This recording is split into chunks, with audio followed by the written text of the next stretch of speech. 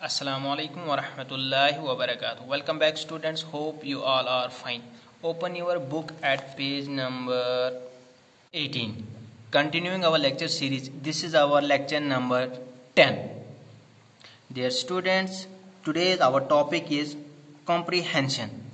Comprehension means the ability to understand. Comprehension given to the students in order to check their ability to understand, or an exercise that tests how well students understand spoken or written language.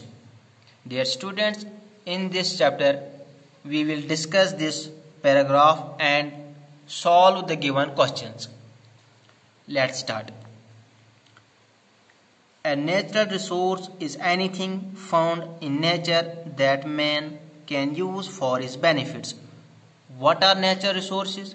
Natural resources are anything found in nature that man can use for his benefits. For example, air, water, plants and animals. These are all natural resources. We use plants for food. We get timber from plants and other things. We get food products from animals as well as plants. We get air, water from nature. So all these things are natural resources. Nature gives us air, water, soil, plants and animals. Nature gives us all these things: plants, animals, water, soil and other things also. We use water for drinking. Different uses of waters are: we use water for drinking, cleaning, cooking and farming. We use water for drinking purposes, cleaning our clothes with water. We cook food by using water. So water is used for drinking, cleaning, cooking and farming. We irrigate our fields. We get crops and other things from fields. So water is used for agriculture also. Air is used for breathing. One more natural thing is here, air. Air is used for breathing. We breathe air. We get oxygen from air.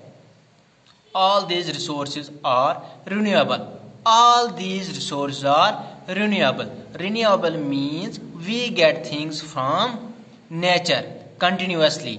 These things we get from nature continuously, like air, water, plants, animals. These are renewable resources. Human beings use the oxygen in the air and breathe out carbon dioxide.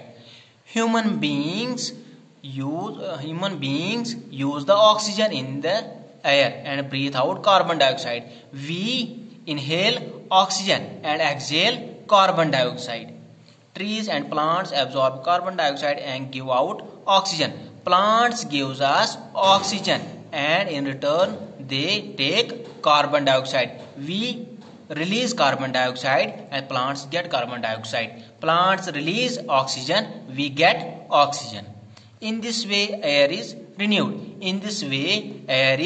renewed.